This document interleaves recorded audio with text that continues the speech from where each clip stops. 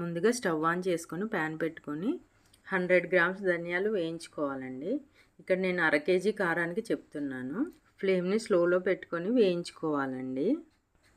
ధనియాలు 70% వేగిన తర్వాతకి 50 గ్రామ్స్ జీరా వేసుకోవాలి.